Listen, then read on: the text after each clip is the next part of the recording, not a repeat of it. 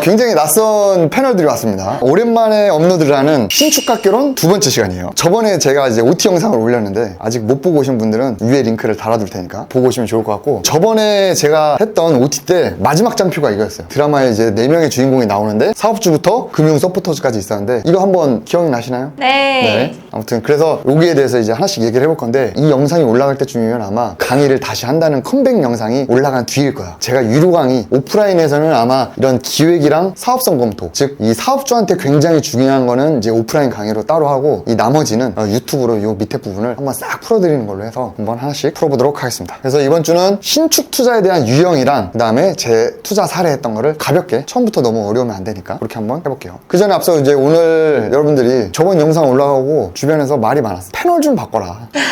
그래서 이제 새로운 패널분들을 모셨습니다. 2030 재테크 유튜버, 그 다음에 인플루언서인 시골진님과 도리님을 모셨습니다. 아무튼 오늘 같이 저랑 얘기를 해볼 텐데, 어쨌든 2030이니까 건물 투자 해본 적 있어요, 없어요? 없어요. 없죠. 그래서 사실은 아무리 재테크 인플루언서라 하더라도 건물에 대해서 공부하려고 하면 사실 조금 약간 어렵거든. 그래서 제가 저 두 분이 이해할 정도로 굉장히 쉽게 한번 풀어보려고 노력을 하겠습니다.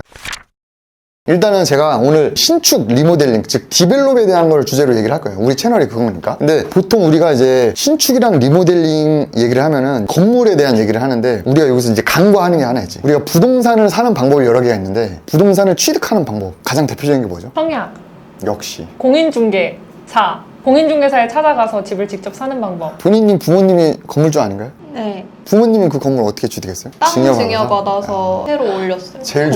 제일 좋은 게 상속 증여. 대부분 아까 우리 시골집님이 얘기한 대로 일반 매매로 많이 사죠. 그래서 뭐 재개발, 뭐 청약도 있고, 그 다음에 우리가 경매로 취득하는 게 있는데, 우리가 앞으로 배울 신축이랑 리모델링은 뭐다? 부동산을 사는 다양한 방법 중에 하나인 거다. 그렇게 생각하면 되고, 신축 수업이긴 하지만 더 중요한 건 투자자로서 뭐다? 뭘 사느냐가 더 중요한 겁니다. 여러분 그 부동산 사본 적 있죠? 골지님? 네. 샀을 때 그 등기를 나한테 갖고 오는 거를 뭐라 그러지? 등기 이전. 등기 이전 등기하는 건다, 그죠? 네. 근데 건물을 지었어. 건물을 지은다. 그러면 그 등기가 있어요, 없어요? 있어요. 있죠. 네. 등기가 원래는 없었잖아. 등기가 없던 거를 만든 거잖아요. 그거는 이제 보존 등기를 하는 거야. 보존 등기. 네. 그래서 이제 요거는 건물을 취득하는 게 남의 거를 갖고 오는 이전이 아니고 없던 거를 만드는 거다. 그렇게 보시면 되고. 자, 그래서 어쨌든 중요한 건 뭐다? 방법적인 게 중요한 게 아니고 결국에 부동산에 어떤 걸 사느냐가 더 중요하다.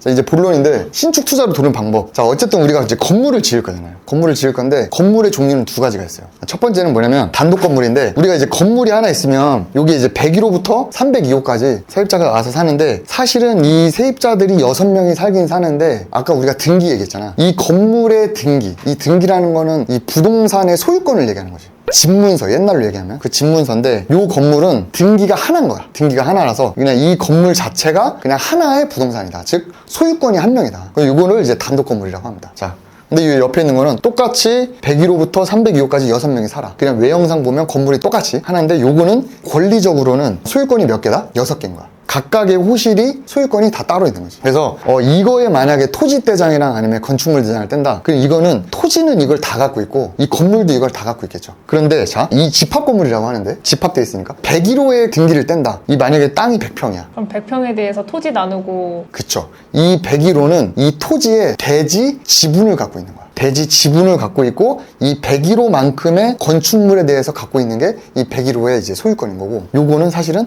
다 갖고 있는 거죠. 그래서 요거는 사실 아파트를 생각하면 돼요. 요거는 우리가 흔히 알고 있는 다가구. 자, 그러면 부동산을 종류는 단독과 집합으로도 나눌 수 있는데, 또 나눌 수 있는 카테고리도 있지. 뭐지? 상가.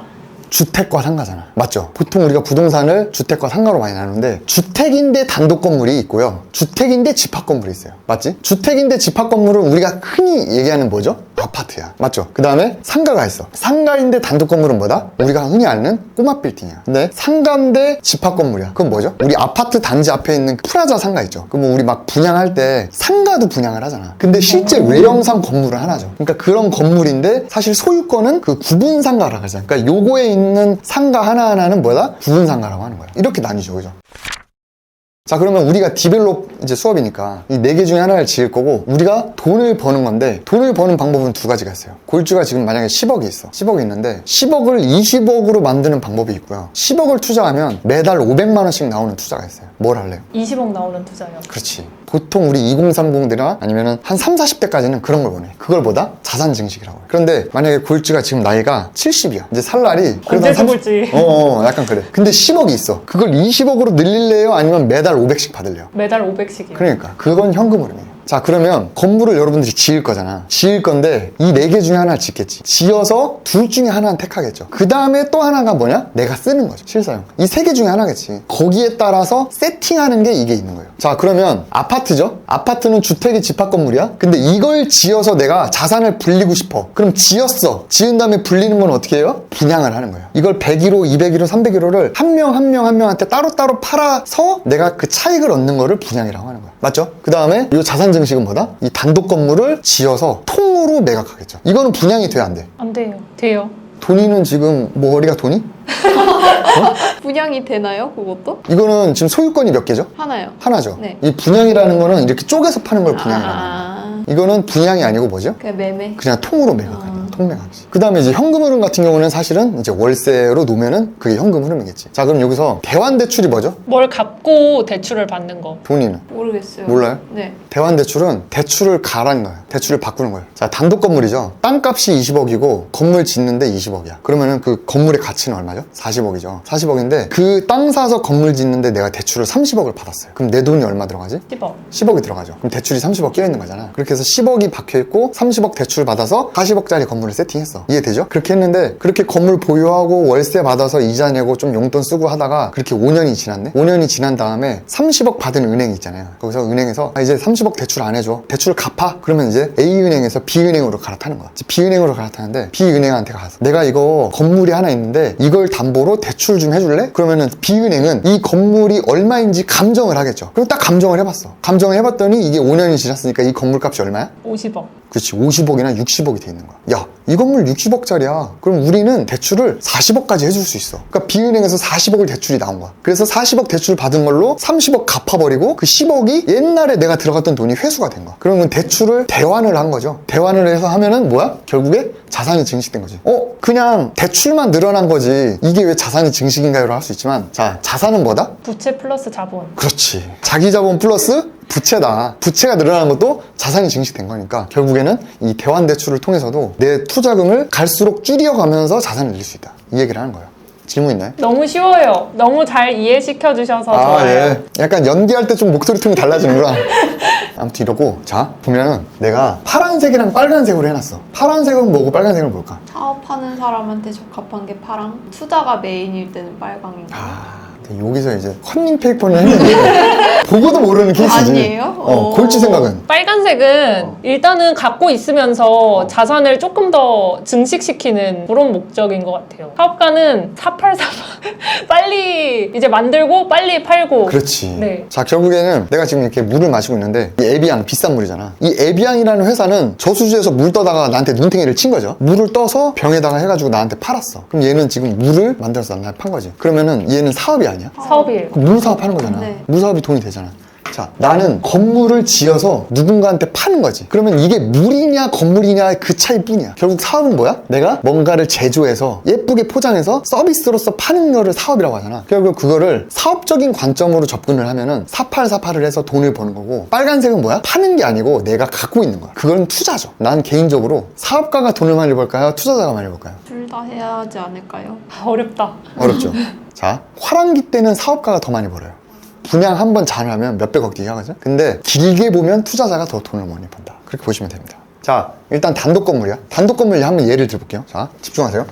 자, 통매각인데 건물 지을 때는 땅도 사야 되고 건물도 지어야 되지. 자, 땅값이 10억이야. 그 다음에 공사비 10억이죠. 그 다음에 건물 짓고 하려면 뭐 취득세랑 뭐 이것저것 들어갈 거 아니야. 그런 거를 나는 이제 부대비용이라고 해요. 자, 그러면 땅 살 때 땅값, 공사비, 부대비용 하면은 총 원가가 얼마죠? 23억. 23억이죠. 이거를 이렇게 지어서 27억에 팔았어. 그러면 얼마 차익이야? 4억. 4억 차익인 거지. 자, 그래서 단독 건물은 자산 증식하는 가장 대표적인 게 통매각이다. 자, 그럼 다른 걸로, 자, 건물 짓는데 원가가 마찬가지로 얼마? 23억이 들어갔어. 근데 그 건물을 담보로 대출을 남겨요. 대출을 얼마 남겨? 8억을 대출을 남겼어. 그 다음에 대출을 남겨놓고 거기에 전세를 세팅하는 거야. 그럼 전세를 세팅하는 건 뭐죠? 전세는 뭐예요, 전세?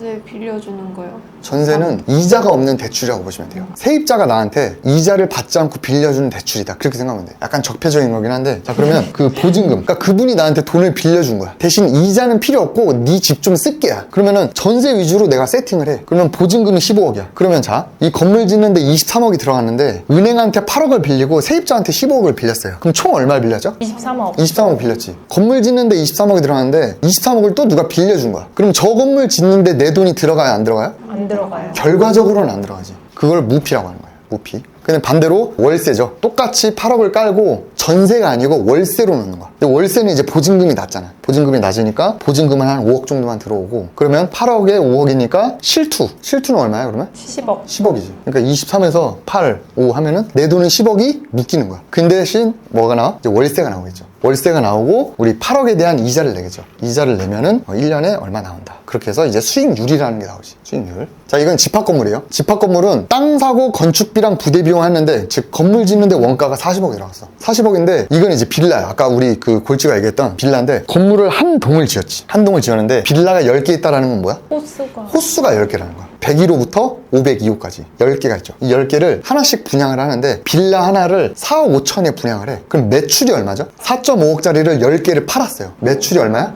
45억이야. 45억인데 총 건물 짓는데 얼마가 들어가지? 40억. 그럼 내가 먹는 차익은 얼마야? 5억이다. 이거예요. 근데 40억 가지고 5억 먹는 거면 재미없잖아. 그죠? 그러니까 이 40억이 들어가는데 그 중에 30억은 대출을 받는 거지. 그럼 내 돈이 얼마 들어가? 10억 들어가죠. 근데 10억이 들어갔지만 분양가는 똑같겠죠. 그러면은 10억으로 이제 5억 만드는 거. 10억으로 5억 만드는 게 수익률이 이거다. 아까 여기에서는 현금 흐름은 내 돈이 얼마 들어갔는데 1년에 얼마가 나오냐, 이건 연수익률이고, 요거는 뭐예요? 이 사업에 있어서 투자금이 얼마가 들어갔는데 최종적으로 엑시트했을 때 얼마가 나오냐, 그런 겁니다. 밑에 있는 거는 읽어보시면 돼요. 보통 이거는 이제 집합 건물인데, 집합 건물 한 동을 사가지고 보통 일반적으로 8, 90%는 분양을 하거든? 분양을 하는데 일부 업자분들은 이런 집합 건물을 지은 다음에 분양 안 해. 다 임대를 놔버려요. 임대를 놓고 거기서 월세를 받거나 아니면 전세 임대를 놔가지고 내 돈 묶인 돈을 다 회수를 해. 자, 그러면 그분은 몇 주택자가 될까? 이해를 못했어요. 아파트 한 동을 지었는데 이걸 분양하는 게 아니고 다 갖고 있어. 근데 임대만 나. 왜지? 다주택자예요? 그러면? 엄청 다주택자가 되지.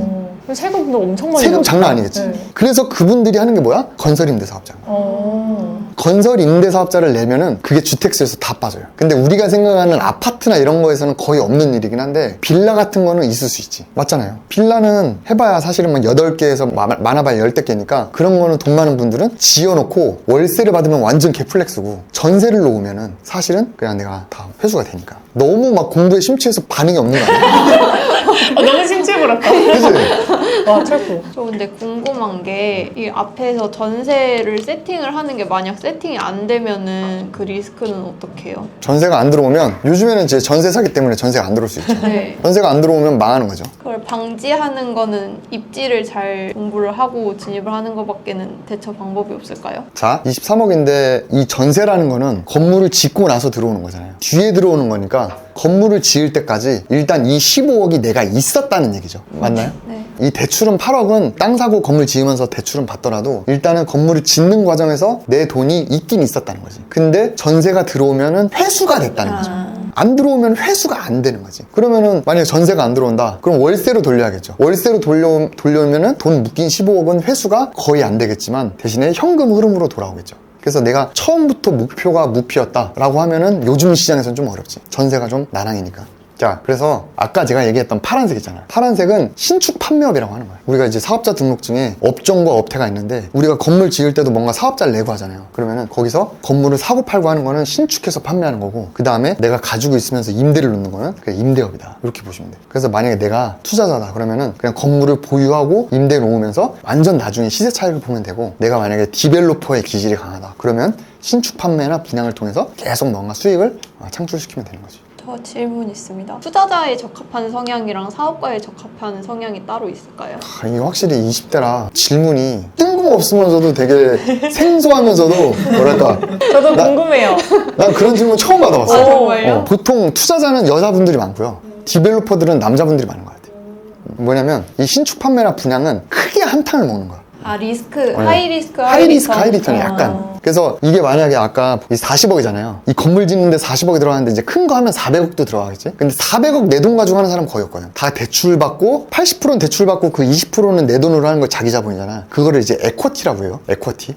내 돈. 근데 그 에쿼티도 있어 없어? 없어. 그러니까 에쿼티도 막 대출을 받거나 투자를 받거나 아니면 그거를 브릿지론을 받아버려. 그러니까 내 돈은 거의 안 들이고 이 40억을 들여서 건물을 지어놓고 분양만 하면은 이제 5억이 생겨버리니까 이 수익률이라는 게 엄청난 거지. 그래서 보통 강심장들이 약간 디벨롭을 많이 하고 이제 그렇게 하다가 너무 극단적으로 레버리지 쓰다가 망하는 경우가 있는데 조금 안정적인 걸 좋아하는, 보통 여자분들이 안정적인 거 좋아하잖아요. 그런 분들이 보통 이제 이런 걸 많이 하죠.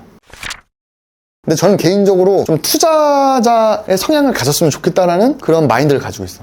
왜냐면 사실 땅값은 그동안 계속 올랐기 때문에. 그래서 우리가 땅을 사가지고 신축을 해서 건물에서 막 소득을 얻고 막 월세를 받는 게 사실은 뭐냐, 이 땅에 그 가지고 있는 시간을 버티게 해주는 힘이다. 네, 그렇게 생각을 해요.